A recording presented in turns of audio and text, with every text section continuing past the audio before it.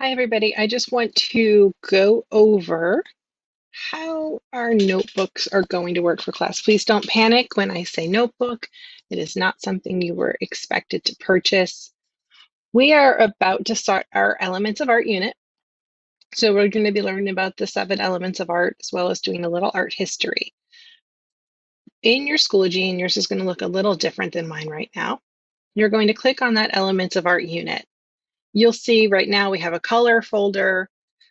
In that folder is a link to a Nearpod lesson that you can do on your own, that you need to do on your own. But there is also at the top a link that says Elements of Art Notebook. Do not submit on this notebook. I gotta fix that. Do not submit this notebook until Ms. Postma instructs you to. What that is a set of slides that will have the information over the elements of art that we will be going through. So we are going to start. I just want to give you a quick review of what they look like. This is the cover. Pretty simple. On the side are different tabs for the different sections. These are instructions on how to use these slides. So this is your notebook. Throughout the unit on Elements of Art, we'll work on different sections. Do not work ahead of what is assigned, and that's really important because some of these pages that we're going to be doing, we'll be using different programs for. So the first couple, we will just work with what's available in Google Slides, but after that, we're going to start learning some additional programs. This is new for me, so I really appreciate all the patience that you can have with me while we figure stuff out when problems occur, because I'm sure problems will occur. On the side, we're going to start with color.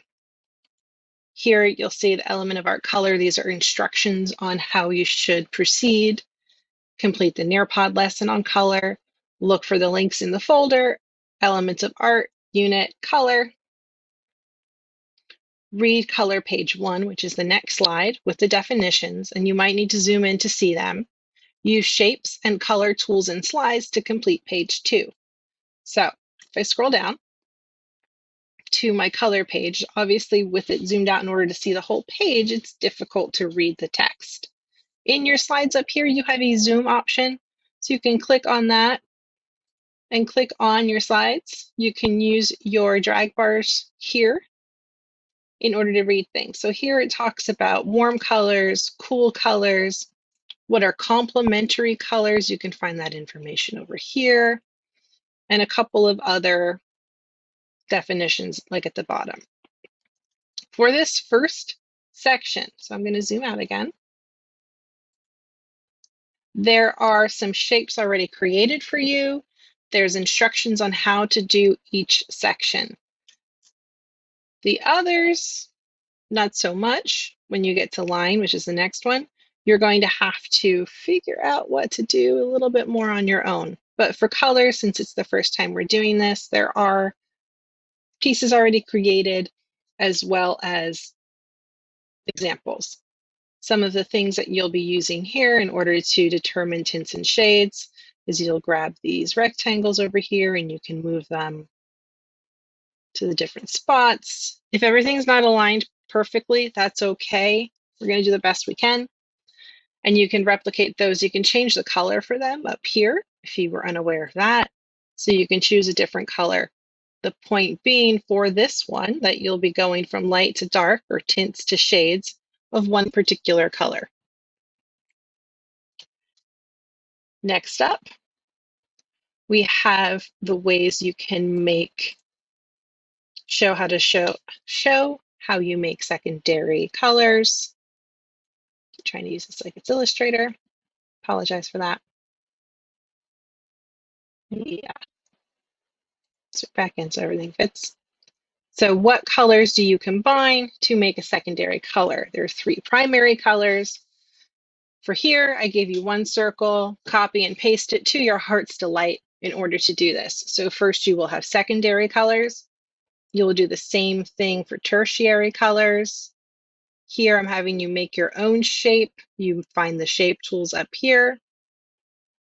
And then using the scribble tool, color in This is where it starts to get fun. The color wheel. You have an example on the first page as to what that should look like. Mine's slightly twisted intentionally.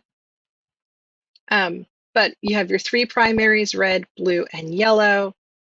Within those, you have your secondaries, orange, purple/violet, and green. And then you have your tertiaries. Now, a tertiary color is a primary plus a secondary, so 1 plus 2 equals 3. We will go over that some more. And then in here, you can use your scribble tool, choose a color. Oh, I guess I have to scribble first. So I'll scribble the gold bean. I want to try to get it as close to filled in as possible. It's not going to be perfect. These are not the tools for that. Format options. Nope.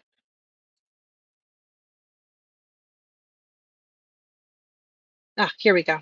Couldn't find my color. So here you can choose your line color. This is not correct. I'm just going to choose this weird mustard color. And you can choose your line weight. Now, a higher line weight, it's going to fill in your space a little bit more. You may be as particular as you want to be on this, but I expect at least this level of coloring in, and do try to keep it within the lines as much as possible. Okay, that's how you will be completing this page. You have your tints and shades option here. You have ways to color your objects at the top. You have your fill color for shapes. When you use scribble, you have line color. That's how you'll complete this page. This is where we're stopping for this week. Now, it is important, very important, that when you're done that one page, that in your assignment, you do not click submit. We won't be submitting this until we've completed the, let's just say on this assignment. We won't be clicking submit, which is usually over here for you all, until we complete the entire notebook. And that's going to take like 2 weeks, I think. So don't click submit.